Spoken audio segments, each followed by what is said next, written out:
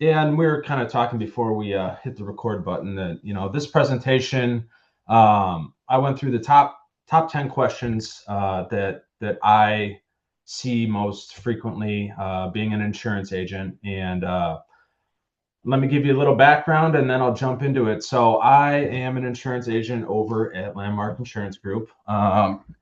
Some of you may be, I may have met some of you before, others not. Nice to meet you virtually if you're watching this right now or on recording, but you may be a little bit more used to some different faces from Landmark that have been in the office as of recently.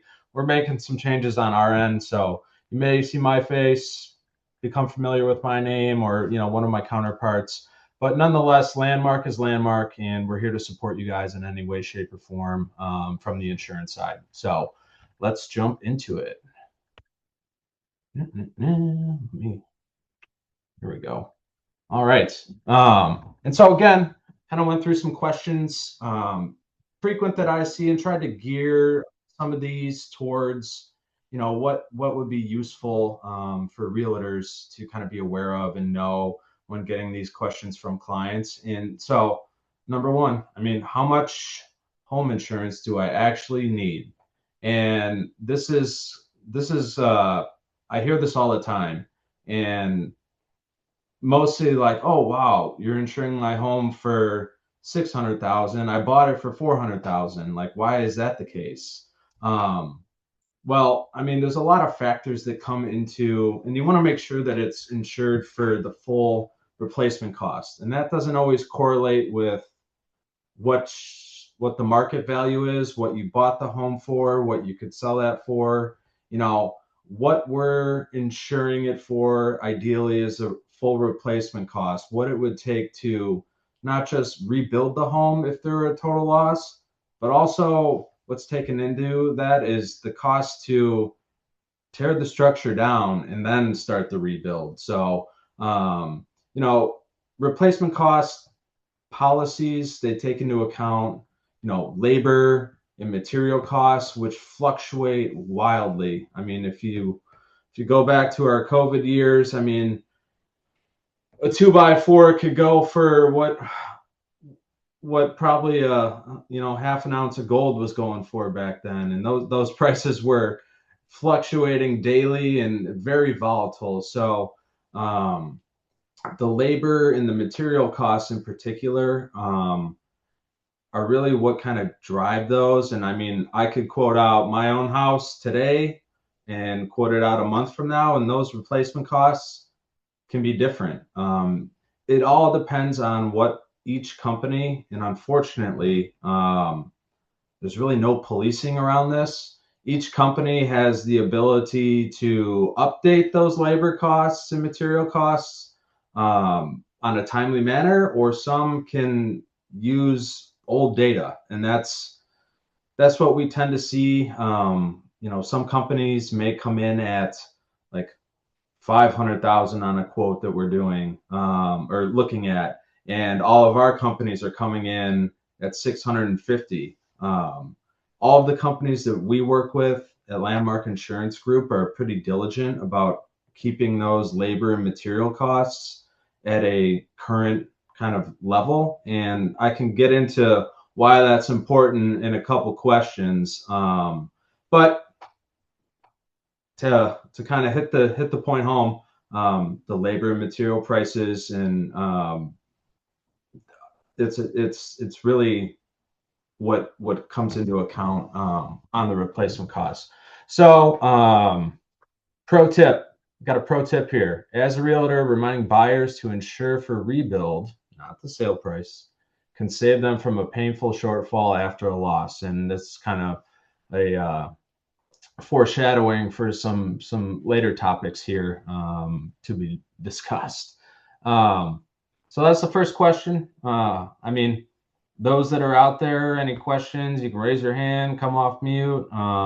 This can very much be conversational. Sonia, I don't know if you have any comments on Yeah, this, I but actually do. Yeah, thank you for that. Well, I didn't want to interrupt.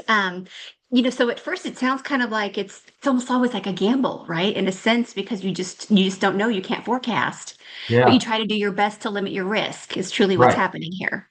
Well, and yeah, and I mean there are two types of policies: an actual cash value and a replacement cost value. And I mean, 9.9 times out of 10, we're advising our clients like you want to go the replacement cost.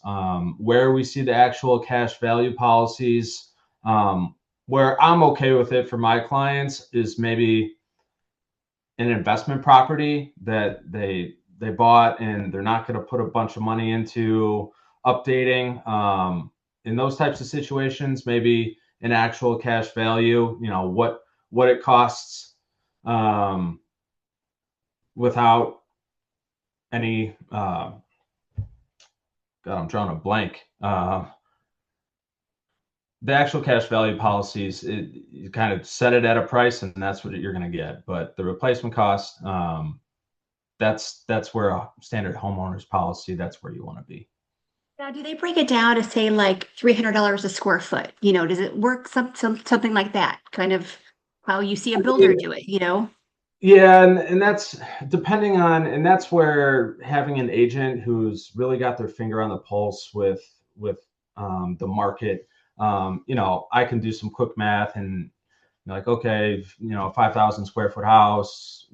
Let's call it, in Elmhurst, maybe go 300 to $350 a square foot, and kind of come up with, okay, it should come in somewhere around here from a replacement cost value. And just knowing like what cost per square foot in each kind of segment of where you're working, like that's where we come into play. And being able to like, oh, this home, I live in Tinley Park. Like, oh wow, this replacement cost is coming in at $500 a square foot in Tinley Park. Like, no way. Like, there's something wrong here. Unless the house is built purely of marble, that can't be right. So Sure. Okay, awesome. great. All right. So the second one, I mean, and this comes into play with new homeowners, or sometimes someone who's had a homeowner's policy for 25 years could be a little bit unsure of, what does a homeowner's policy actually cover and what does it not cover. And so some of the name perils, so typically covered: wind, fire, hail, theft, vandalism, liability, additional living expense if you're displaced, if there's a claim and you have to live elsewhere. um, on a typical homeowner's policy, what's not covered. So flood is a big one. Whether you're in a flood zone or not, this is I've seen flooding for someone in a very low risk flood zone, and it was a once in a century event, but it does happen. So what's not covered on a homeowner's policy, whether it's a all peril or open peril. So flood, earthquake, wear and tear is not covered, despite what most people may think these days. In certain dog breeds or trampolines, I should have put an asterisk next to the dog breeds and trampolines. So those are underwriting questions that should be discussed on every every agent should be discussing that with their client. But for example, if someone has a pit bull, and that's not disclosed to the insurance company, and let me put a blanket statement out there: I am a dog person through and through. I'm a firm believer that how you raise a dog is how it behaves, but there are more inherently high risk, more aggressive dogs that a lot of companies have kind of put on a list that if you have these dogs, you either have to exclude liability for that dog, or the amount of liability insurance on a homeowner's policy can be restricted to a point for if you have a dog of that type of breed. And also the same thing with trampolines. Trampolines are fine as long as that is discussed up front and that the company's aware of that. So you're not asked to do like an add-on, if you will. It's, like you would add on flood insurance. This isn't Yeah. an add-on. It's just, it kind of affects your coverage, or you just have to disclose it. Well, the flood insurance, there's no insurance carrier out there that includes flood insurance in their standard homeowners policy, that would be a separate policy that is purchased. And there are private markets. There are carrier, like certain flood carriers, where the premiums are a lot cheaper than if you have to go through the NFI, so National Flood Insurance Program, that is backed by FEMA. So the flood policies are completely separate. Earthquake, there is an endorsement for earthquake coverage, but you have to choose that and have that conversation up front. So the earthquake, there's an endorsement. Flood, separate policy. And then the dogs and trampolines are covered as long as they're disclosed up front. That's To a the degree. key. Yeah, Yeah. yeah. So exclusions, I mean, depending on the company, depending on what type of policy you have, there are always exclusions in the policy. And I could spend 2 hours going through the number of exclusions that could or couldn't be on a policy. Like one, for example, that's probably on every insurance policy that's been written in the last 75 years is war. Like any damage, if caused by an act of war, is excluded. You're SOL. So hopefully we never see that on. Wow. Yeah, yeah. Um, Hmm. and then last bullet point here. So again, the flood is causes a lot of confusion, in my opinion.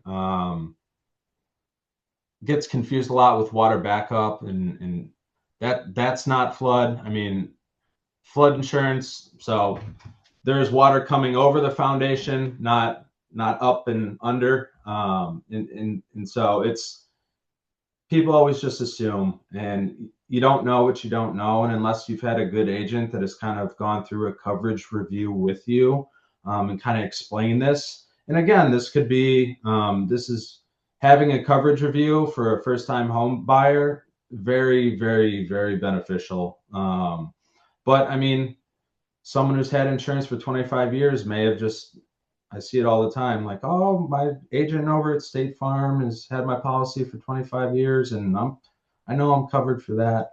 Like, well, no, you're not. Let's kind of go through this. So, I kind of, yeah. I absolutely agree with you, Will. This is one of the reasons why we have you and why we love our partnership with your company, because this is so important. And this is one of those things where sometimes you learn the hard way, and we don't want our clients to learn the hard way either. I can just share from a personal experience. I did have a water issue in my previous home where the septic system became disconnected and flooded my basement.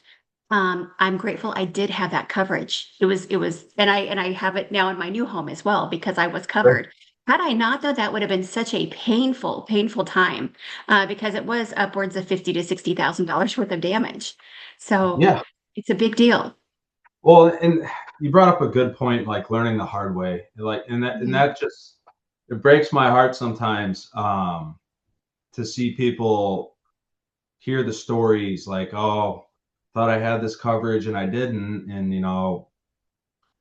we had to pay out of pocket 10, 15, $20,000. I mean, that's, for some Yeah, people, that's just not a possibility. And so, yeah, learning the hard absolutely. is, Let's try that's to why, avoid that. yeah, Yeah. yeah. And that comes, so my first job in insurance, right when I got out of college, I was a claim adjuster for 5 years. And so I've seen what that looks like and have to deliver news where, hey, unfortunately, this is not a covered loss, for whatever reason it may be. And, those are not fun conversations. And so I always approach it, educate the client what they have, what they don't have, and you know what they what's really at risk for them. Because at the end of the day, an endorsement that may save them 25, $30,000 down the road may be worth an extra $300 a year. It's just the fact that if you don't have the conversation, you don't know. Um, Absolutely. Yep. Good. Thanks for the comments, Sonia. Yeah. What's the difference between actual cash value and replacement cost?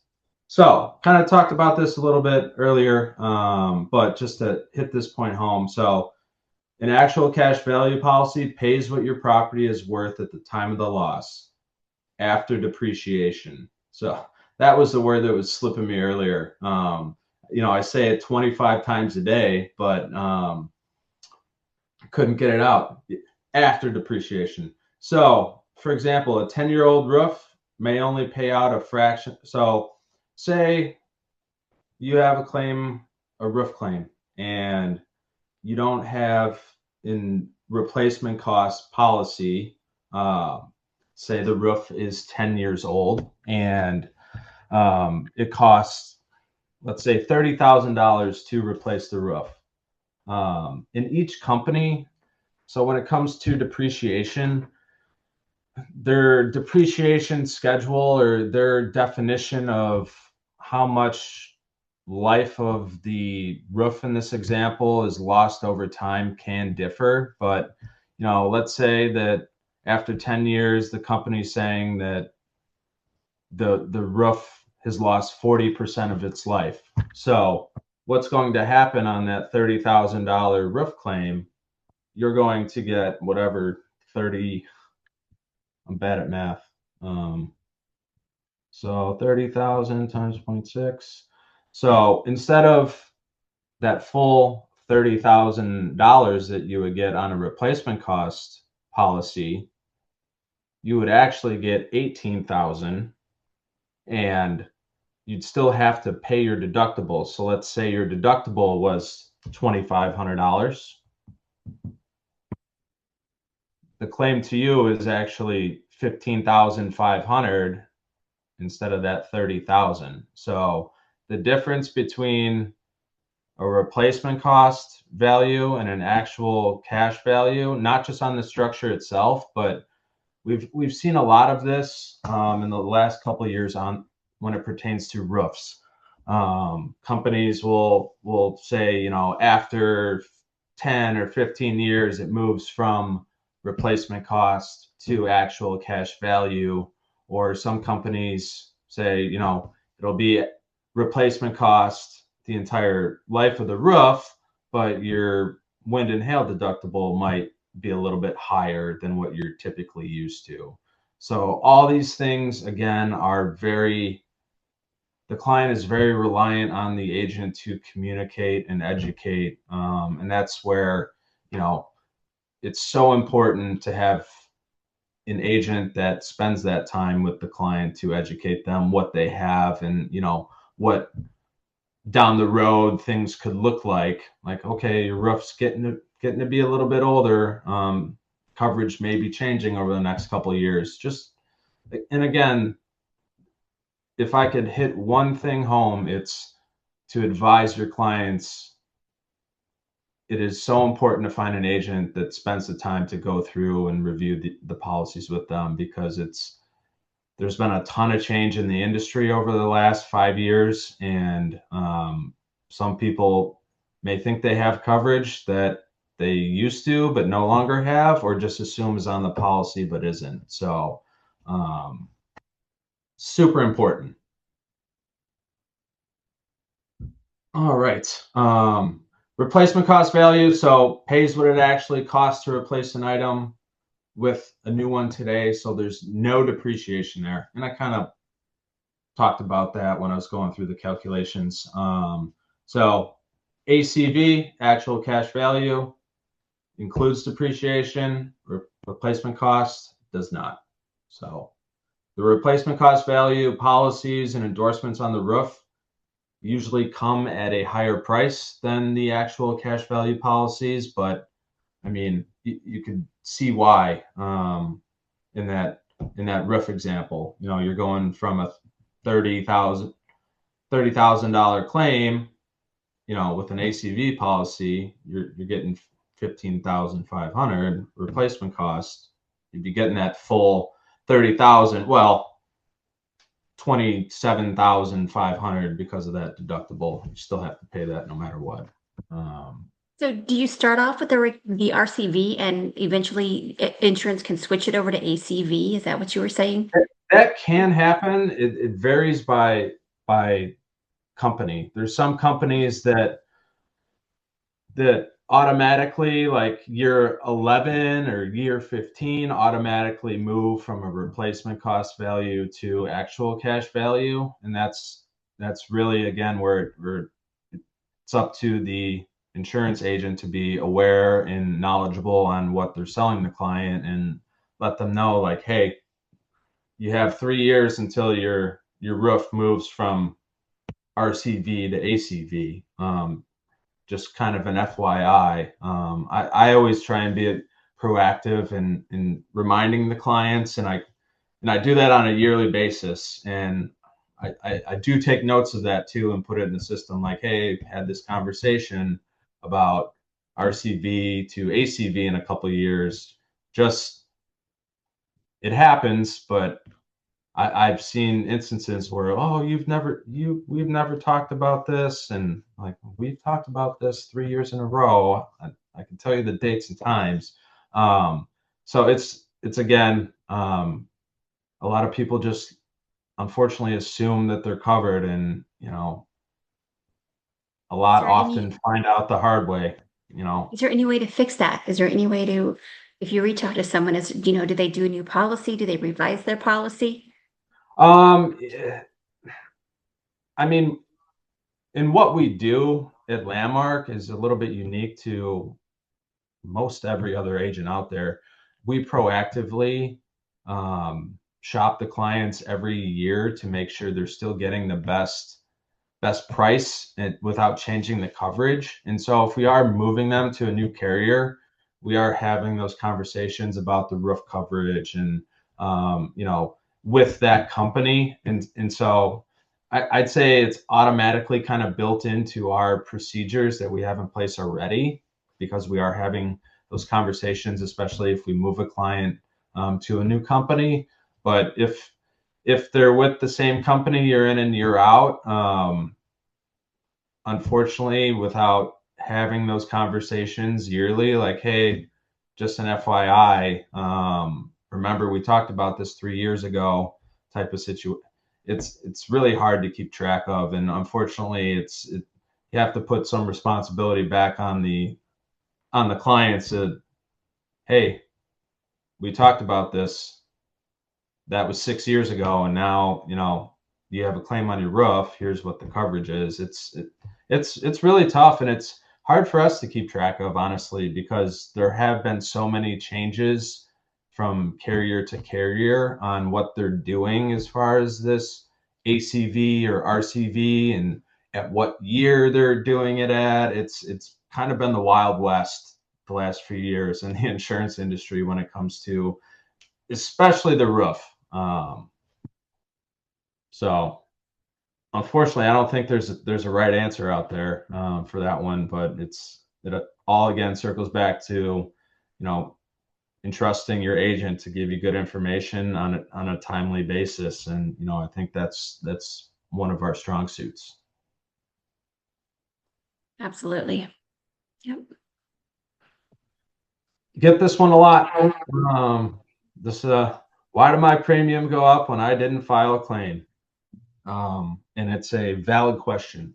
So there's a lot that goes into insurance rates as a whole, and it's unfortunately it depends company by company, and the first bullet point here. So premium driven by a lot more than just your individual claim history. So a lot is taken into account, not just nationally, when it comes to catastrophe losses, but regionally loss trends, inflation, what insurance companies are paying their insurance companies. So most don't know this, but all insurance companies actually have an insurance company that backs them. It's called reinsurance. So depending on what company you're with and how profitable they have been, their insurance premiums or how much cash they are supposed to keep on hand that is deemed by their insurance company may increase. So what happens is they pass some of those costs back down to the individual clients. What we've seen here in Illinois, in particular, the last couple of years, um, we've seen a ton of wind and hail. And so maybe you haven't had a wind and hail claim yourself, but there have been a ton of them the last couple of years. All insurance companies, last year was the first year the insurance industry, if you look at all of them as a whole, so all the independent companies that we work with, all the captive companies, so your State Farms, your Allstates, your Farmers. Last year was the first year in 7 years that the insurance industry as a whole actually didn't lose money on homeowners insurance in Illinois in 7 years. And so what generally happens is companies tend to make money on auto insurance, and they kind of offset their losses on home insurance with the auto profits. And so I'm getting very in the weeds here. I used to work for two insurance companies, so I have a little bit more insight on this.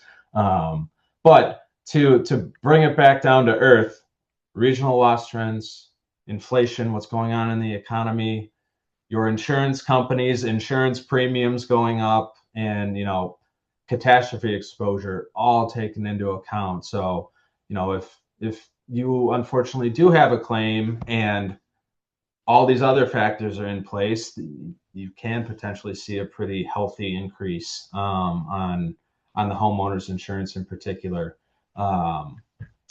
Rising construction costs. So when you're replacing or repairing homes, those costs continue to go up, and unfortunately that does mean a little bit higher premiums along with it.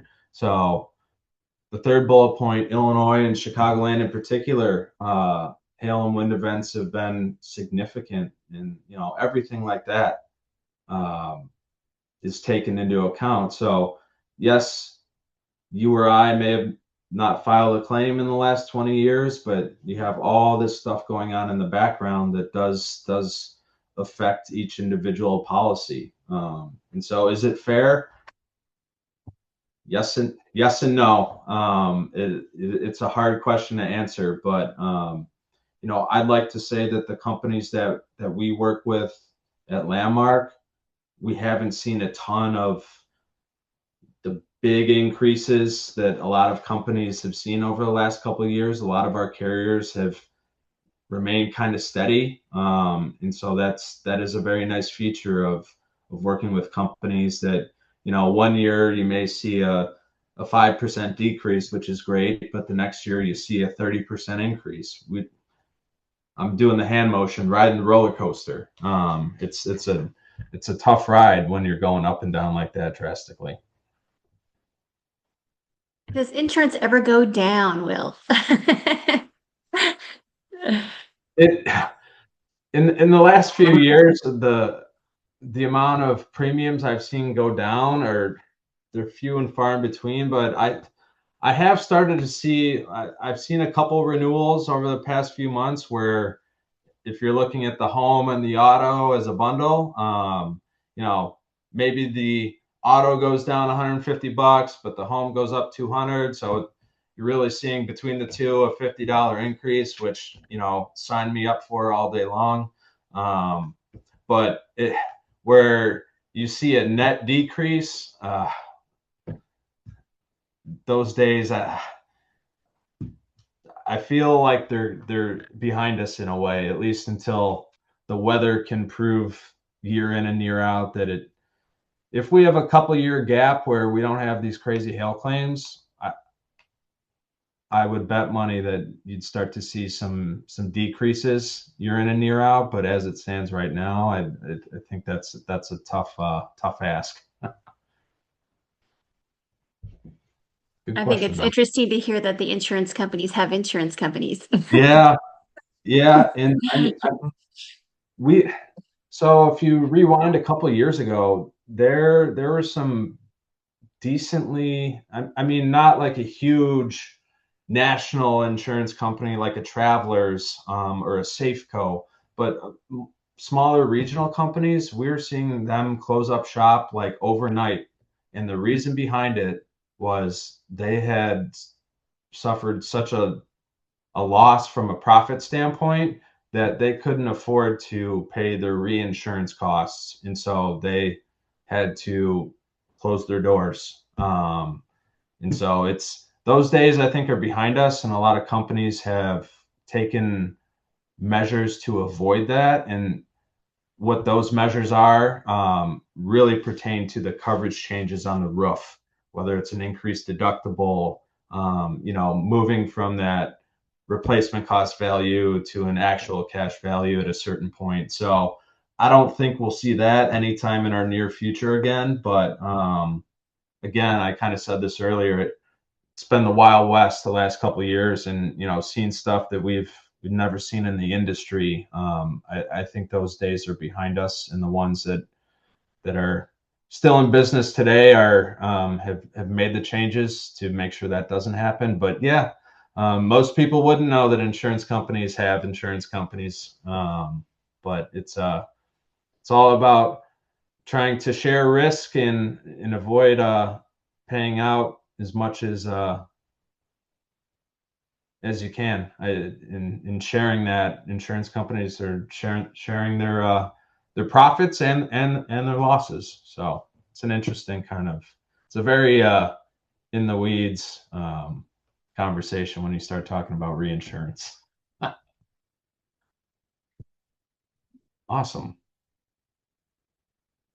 Does my home insurance cover flooding? And so kind of talked about this earlier, so I won't spend a ton of time on number 5, but standard homeowners insurance does not cover flooding. You know, Earlier kind of talked about the NFIP, so the National Flood Insurance Program. So that is a program that is backed by FEMA. And interestingly enough, when we had the government shutdown, it was a couple months ago, you couldn't renew or purchase flood insurance through the NFIP because it is backed by FEMA, and FEMA effectively was shut down. So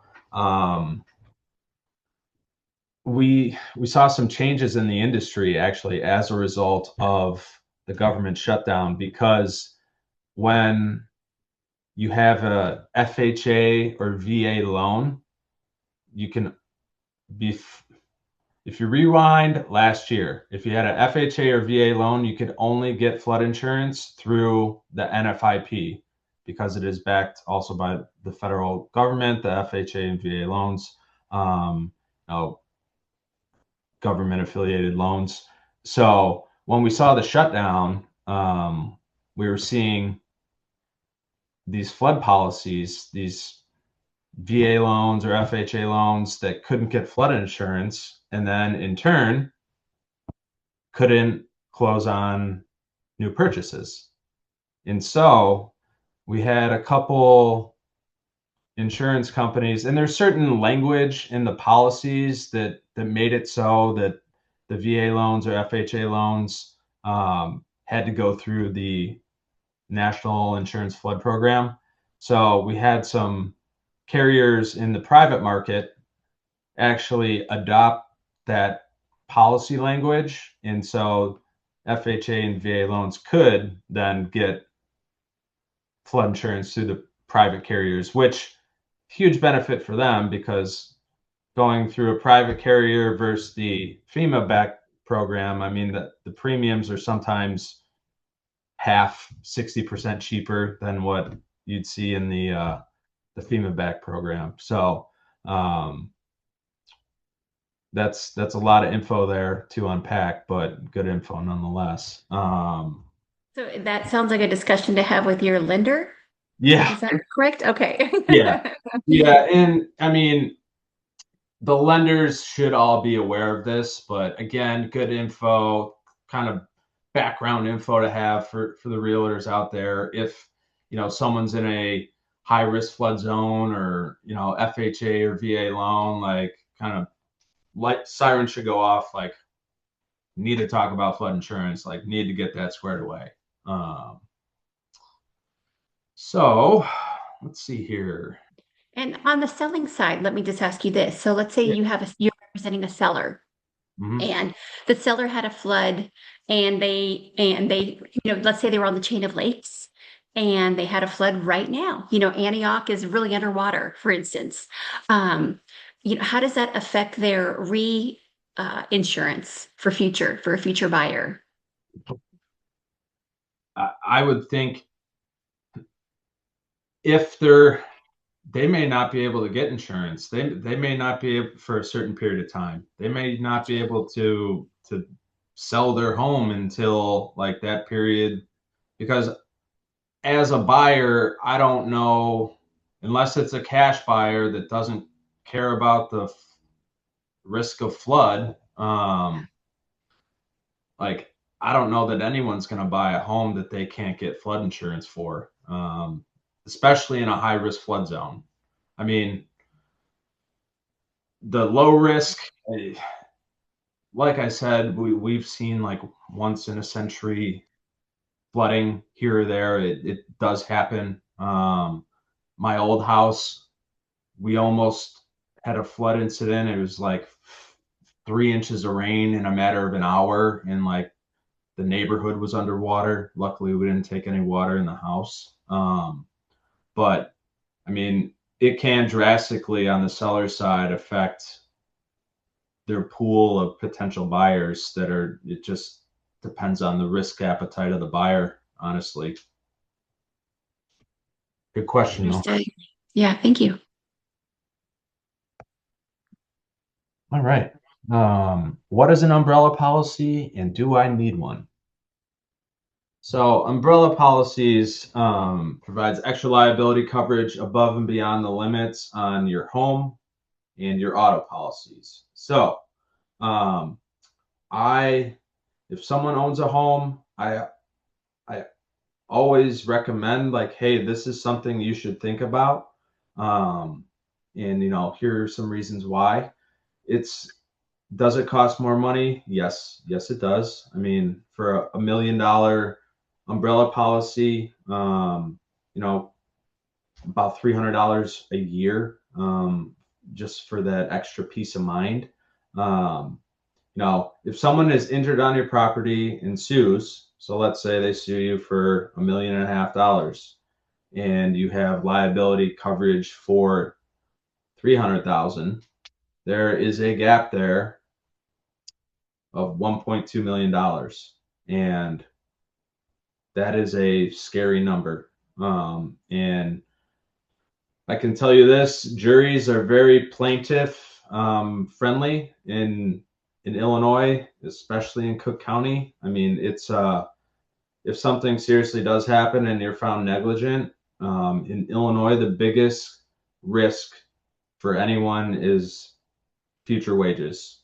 So they may not say like you have to write a check for $1.2 million today, but they may say, we're going to garnish your wages, and 30% of your paycheck for the next 25 years is going to the plaintiff. And for a young person, the garnish like that is the scariest thing for me. And it the umbrella covers more than just inside your home or pertaining to your vehicle. So an example that I like to give is, you're out golfing with some buddies and you hit a drive and hook it into the woods, and there's a walking path or a neighborhood over there, and you hit someone with a golf ball and cause cause an injury. That wouldn't be a homeowner's claim. That wouldn't be an auto claim.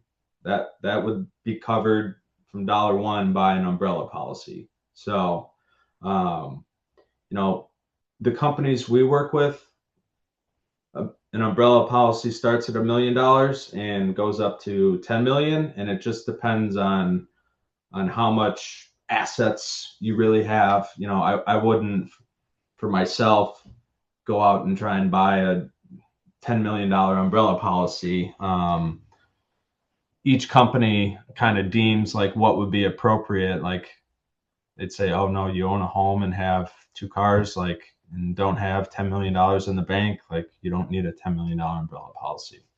So they kind of try and figure out how much assets the client has. And but for your everyday person, I mean, $1, $2, $3 million is probably pretty appropriate.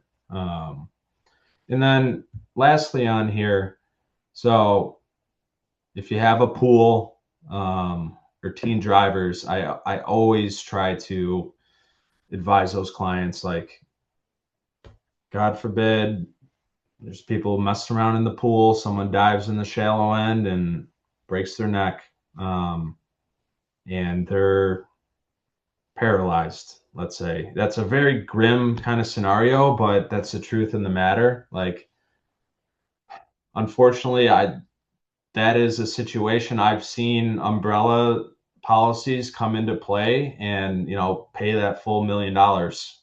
And, you know, depending on the circumstances of what happened or how it happened, you know, that may not even go to trial. That might just be a company decision, like, hey, we're going to pay out the policy limits on this. And that's not you don't want to be caught in one of those scenarios without that extra protection of $300 a year, in my opinion, you know. Is this kind of similar to like that gap insurance that you get when you buy a brand new car and you Yeah, drive it off the lot and you know that yeah, you're gonna now owe more on your loan than the car is worth? right, yeah. And Yeah. so like the gap insurance, like the second that car leaves the lot, it Yeah. depreciates. And depending on the car, it can, some of them I've seen numbers where the depreciation is almost worth not even buying the car the second you drive it Wow. off the lot. But yeah, I mean, this would fill the gap, so to speak, in that liability that you carry on the homeowner's policy or auto policy. Great advice, especially when we have a lot of agents that have rentals of their own. And that's another Yeah, thing I'd like to point out here too to everyone on this video today on this call is that we're all homeowners also, right. so not only is this good information for our clients, but for ourselves as well. 100%. Yeah, and you know, this is information for any and for all. This pertains to everyone that, well, everyone needs insurance. Do they like paying for it? That's a different story. But you know, this insurance is something you pay for and hope you never have to use it. And it's very unique in that instance. And you know, if you do have to use it, you want to make sure that you're covered the right way. Um, so this is one that comes up quite a bit. So credit score, how does it affect my insurance rates? In most states, Illinois included, insurers do use a credit-based insurance score. It's not exactly your credit score. It's an insurance score. It very closely aligns what you could log into FICO or log into any of the Credit Karma and see what your score is. It pretty much aligns with what that looks like. And interestingly enough, there are stats to back up the correlation between someone maybe with a less favorable credit score and the likelihood of filing a claim. There's a study done and presented, and this had to get passed by the Illinois House. Every state kind of regulates what insurance companies can use and not use and how it affects the consumer and doesn't affect the consumer. But when this was brought to by the Department of Insurance in Illinois, I mean, this has been the case for a long time, but um, there's statistical data that, you know, people with insurance scores ranging between this, whatever the numbers were, and and homeowners claims in particular being filed. And so there is some validation to it. Do I think it's fair or not fair? That doesn't even matter because my opinion, you know, it. I think it's a tough one, but just so everyone knows, better credit equals a better rate. And companies, what is nice, if someone's insurance score deteriorates from one year to another. In Illinois, one thing we don't allow in the state is detriment. And so, say my policy, was written last year, and I had a insurance score of 800, and my renewal the following year, my insurance score was now 700. I don't see a or an increase in my premiums based on the deterioration of that insurance score. In Illinois, they only accept betterment. So if it gets better, the premium will go down. But if it gets worse year over year, they won't ding you for it. So that's the nice part about it. But it is something that is definitely factored in, no matter the carrier, when writing insurance policies. Interesting. Oh, That was surprisingly good news. Shocking. yeah, Love it. and it's not a hard hit on like your credit either. It doesn't affect your pure credit score whatsoever. It's like payment history. They pull in all these different factors from third-party vendors and come up with this blended score. So it's nice that, for once the consumer's getting looked out for, and the detriment, getting lower over time doesn't hurt you. For sure. All right. What happens if I'm underinsured when I file a claim? This for me is one of the biggest misconceptions and um, just things that are ignored in our industry. So we're talking about coming up with, what the home is insured for, when we write a policy, and that can look drastically different based on what carrier you're at. And I'll kind of go through. So being underinsured means that your coverage limit is lower than what it actually costs to rebuild or replace your home.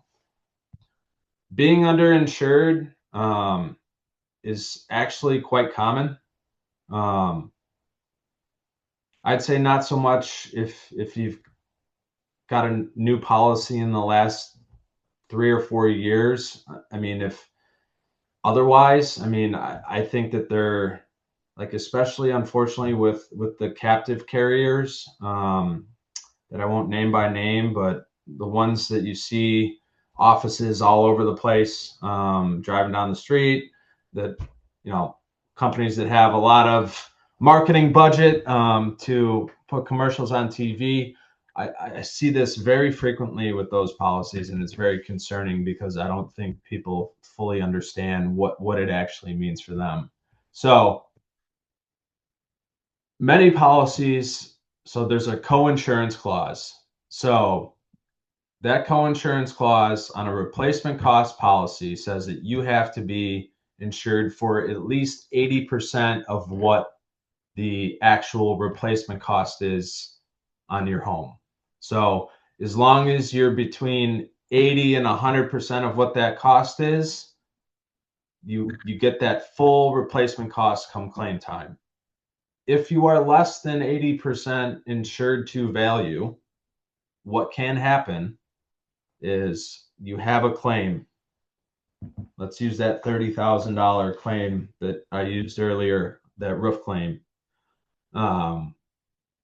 Company comes out and says, okay, roof needs to be replaced. It'll cost $30,000.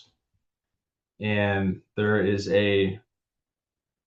an actual cash value policy, or clause on the roof.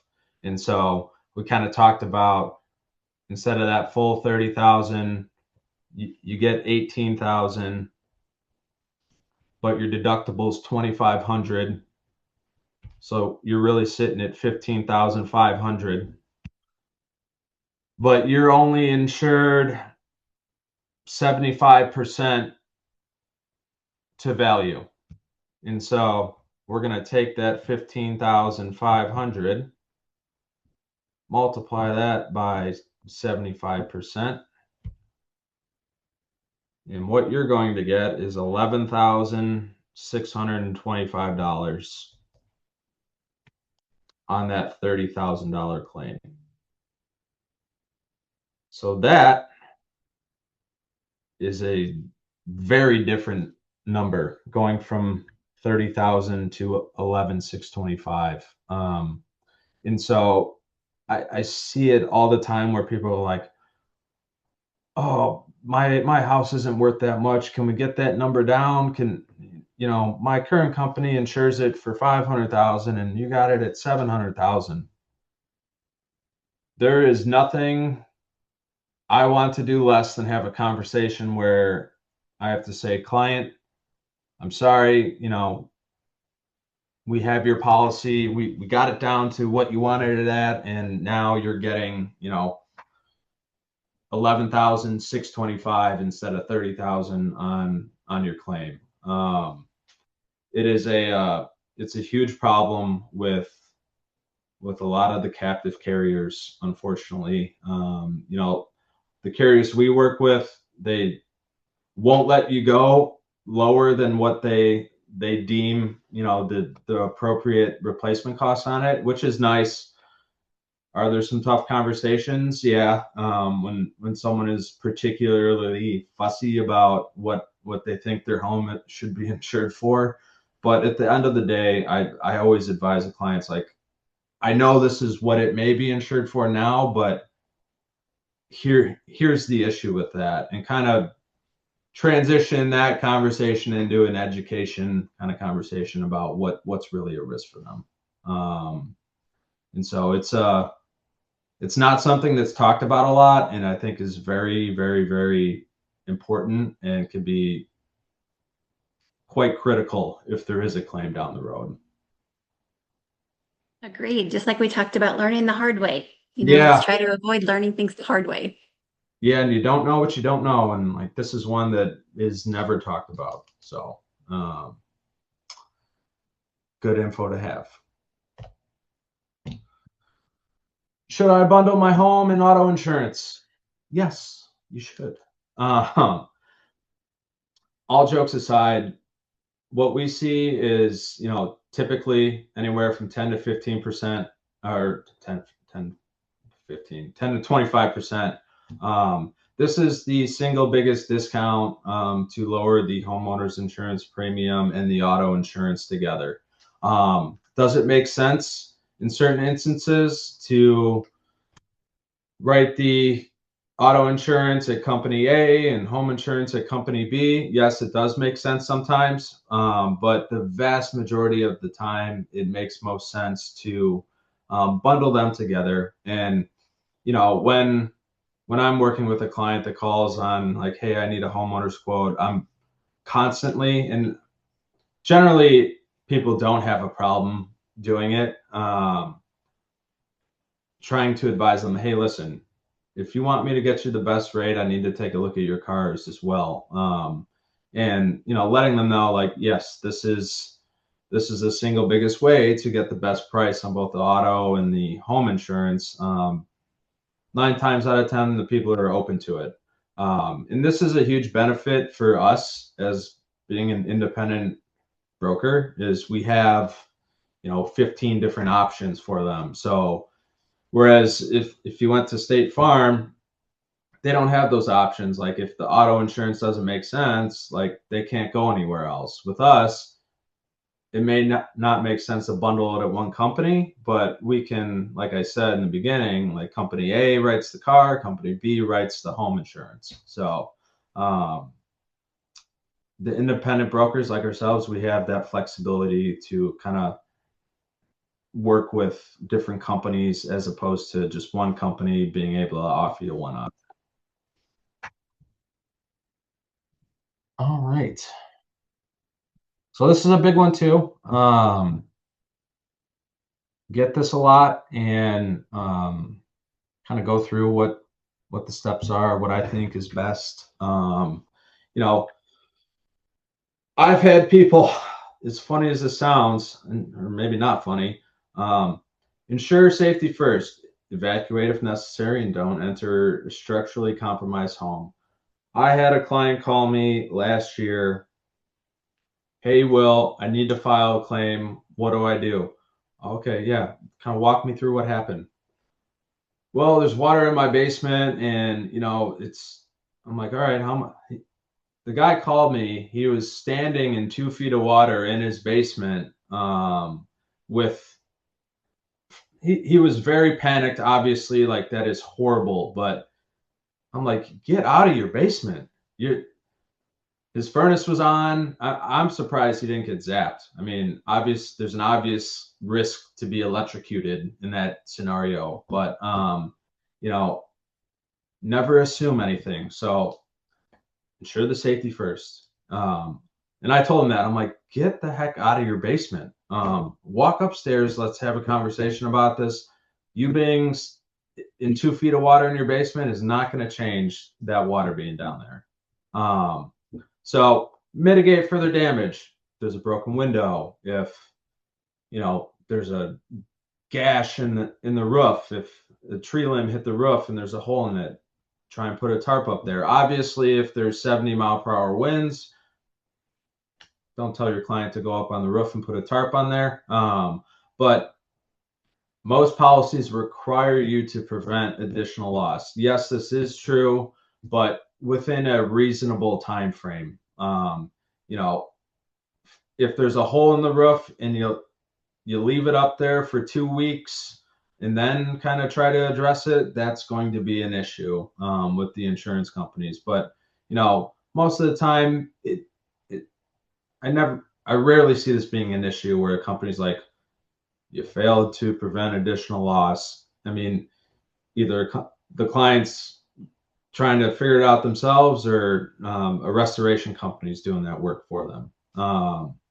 Document everything, photos, videos, before any cleanup. This could be very helpful come claim time. Whatever the smallest minute detail that you may not think is important may end up being a saving grace, or the missing piece of the puzzle, trying to figure out what happened. In the 4-step, usually people do step 4 as step 1 and then the rest follow, but call your agent. And I always advise, and as a company, we kind of took this stance years ago that every policy document that is generated, it doesn't matter what insurance company it comes from, we have our office phone number as the claim contact phone number.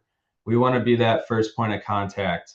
And reason being, like myself, I always want to be the first point of contact. I was a claim adjuster for 5 years, so I can kind of walk the client through what they need to do. But more importantly, something may have happened, and if you call the company, if that's your first call, you can't undo it. Once they know something happened, claim is filed. With us, like, can help you figure out, like, hey, what's your deductible? Did you get an estimate on it? And try and figure out, is it worth actually filing a claim, or is it not? Like, you have a $5,000 deductible, get an estimate on the work, turns out it'll cost $6,000 to fix. Is it worth filing that claim just to get $1,000 payout? Maybe not. Maybe for some people that's the only option, and that's totally fine. But just having the client call the agent as the first point of contact, I think is just kind of best practices, in my opinion. So That is great advice. I have to say, I have never called my agent. I've always just called the 800 numbers, kind of yeah, thing, like you're saying. So that is yeah, really good advice. yeah. I mean, Sonia, that's about it. I put the top 10 together. I talked longer than I thought I did, but I think this is all really good information for all the agents. I mean, we're all homeowners. We all have insurance, and for current, past, and future clients. I mean, I'll share this with you so you can share to the Absolutely. group. Absolutely. And then what would you say is like the number one claim that you see people putting it on a house? Was that the hail damage for the Yeah, roofs or what? yeah, Yeah. yeah. Gotcha. And unfortunately, we've seen. I'm calling it predatory roofing practices. Ton of storm chasers going around, and Yeah. you see the trucks. They're the brand new F650s on the road with the big roofing company logo on the side. And I shouldn't disparage all roofing companies because there are a lot of good ones out there, but there's a lot of um, storm chasers that are really doing a lot of harm because you may not need a roof, and before you know it, you're talked into filing a claim, and your insurance company comes out and says no, like you don't need a new roof. And with some of these, you sign a contract and don't read that contract, and that contract says that whether you pay for it or your insurance company pays for it, you're getting a new roof. I've run into that, and Really? yes, You don't care who pays for it. Wow, that's not good. no, it's not. It's a bad deal, and so Yeah. always be wary about who knocks on the door and tries to get up on your roof. Um, if you think you have any sort of roof damage, I would get online and find a local roofing company, and call them to come out rather than Joe Schmo knocking door to door trying to sign up as many people as possible to get a new roof. Yeah. Yeah. Good advice. Yeah. All right. Well, thank you so much for your time today, Will. And Yeah, this of was very course. knowledgeable. We appreciate you greatly. Of course. It was a And like I pleasure. said, we really love our partnership with Landmark. So thank Well, you guys for all that we you love you do. guys too. Yeah. Wonderful. All All right. right. If anyone has any questions, now's your time. Um, Otherwise, actually, we only have just a couple of people on the call now. Yep, it's just us now. So everyone's kind of dropped off. So I hope you have a wonderful day, Will. Thank you All again right. so much. Thanks. Take care. All right, you too. Bye bye. Bye.